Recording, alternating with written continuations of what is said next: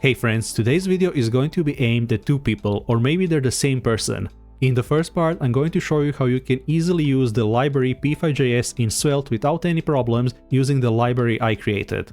So this video isn't going to be a tutorial on how to use P5.js, it already assumes that you're familiar with it. And if you still want to hear me yap, the second part of the video is going to be all about the library I created.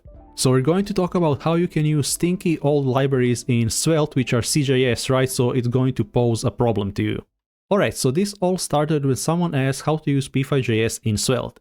And while there's already a P5 Svelte library, it's inactive and it also has a memory leak. So I decided to make a simple wrapper myself and fix some of the issues. So even though I don't use P5 regularly, when I think of P5, I think of Dan Schiffman from the coding train, which has a special place in my heart. And Dan also has a fantastic book called The Nature of Code, which you can read for free online. So if you're curious about randomness, vectors, forces, oscillation, and etc., I'm going to put all of the links in the description.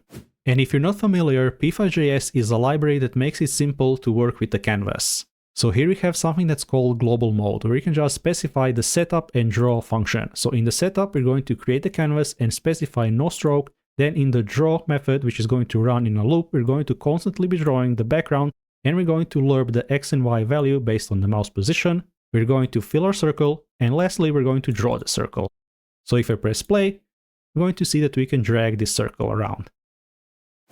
Alright, enough yapping. Here's how you use P5.js in Svelte. The only thing that you have to do is install this package inside your Svelte project. So if you're using npm, it's npm install at svelte-p5-svelte. And that's it. It should also automatically install the P5 peer dependency for you. But if it doesn't, then you should install P5 yourself. Alright, so this is just a basic SvelteKit project. So we can just say npm install at svelte-p5-svelte. And we can just install it like any other package. Alright, and once you're done, we can start the development server. And if we navigate back to localhost, you're going to see that we have a working P5.js example in Svelte. And of course, we also have Svelte reactivity, so we can change the diameter of this circle and everything works great. Alright, so let me explain how this works. The only thing that you have to import is this P5 sketch, but you can name this whatever you want because this is just a default export. So you can name this banana if you want. And then we also import this type sketch, so we get great auto-completion. And here we have defined two variables, x and y. And we have a reactive variable called diameter, but this actually doesn't have to be reactive because this runs in a loop here inside of our draw function, so it's always going to be updated. This only shows that Svelte reactivity also works because we bind the value here. And the only thing that you have to do is create this sketch function with the setup and draw functions. So inside of setup, we're creating this canvas and we're using something that's called instance mode, so we have to say p dot, and now we can get all of the type completion, so you can get pi, whatever else that you want. But basically this allows us to create multiple P5 sketches, or however many that you want. So here we're creating a canvas, we're saying no stroke, same as before, and now in the draw function we're drawing a background, we're interpolating between x and y using the mouse position, and then we're filling the circle, and then we're drawing the circle. And then the only thing we have to do is pass the sketch to P5 sketch, and that's basically it. In the next example, I'm going to show you how you can even use add-ons like P5 Sound, which is a bit more complicated because we're using the 2.0 version of P5.js that's slightly different than before. Alright, so here's an example how we can use add-ons. In this example, we have the P5.sound add-on. So this is a separate package now that you have to install, so unfortunately it doesn't come with types. Keep in mind, P5.js is an old library, so the entire ecosystem around it hasn't caught up. Honestly, if you don't want to use P5.sound, you can just use Tone.js. That's basically just a wrapper around it. But in this case, we have to specify this add-on variable, and you have to use a dynamic import, because in the library, I have to put this before specifying P5 on the window, because these old stinky add-ons look for a global instance of P5. So I try to make it as simple as possible. So here we're defining this sound variable, and again, this isn't typed, so we have to use tsExpectError if you get TypeScript warning, so you can just say p load sound and then it's going to work. So here where we have mouse pressed, we're going to say sound play. And we also have to use a custom type for this if you want type safety, because again, it's not typed. And the only thing that you have to do is pass these add-ons to this component. Alright, so now if I click anywhere on the page, it's going to play the sound.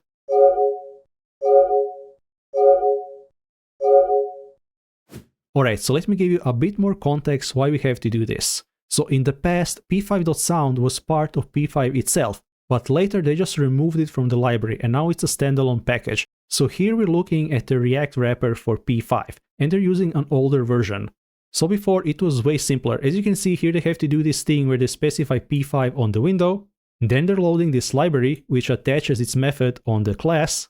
And then it was also way easier when you could just use this type. So you could say p5.sound file, p5.element, and etc. But in our example, we're using a newer version of P5.js, so the ecosystem hasn't caught up. Alright friends, that's everything that you have to know to use P5.js in Svelte. And if you find any issues, feel free to file them in the P5 Svelte repository. Alright, if you're interested, in the next part, I'm going to talk about the library itself.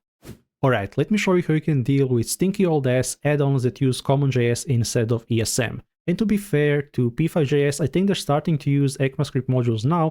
It's just that some libraries they depend on still use CommonJS. So let me actually show you. This library is really simple. Well, it's just a wrapper, right? So here the only thing I'm doing is importing this P5 type from P5 library. That works great, thank God. Alright, and then I'm just importing this sketch, which is not important. So here we have our props, sketch, add-on, style, and class. And here we have also the target element or node, and then the instance itself, which you're going to use later for cleanup. Alright, so here is the interesting part.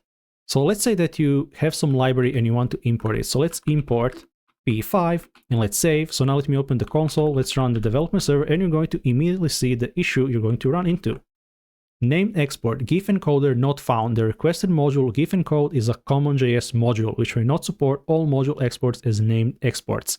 Alright, and now you're screwed. So what do? Well, now you have to use a dynamic import.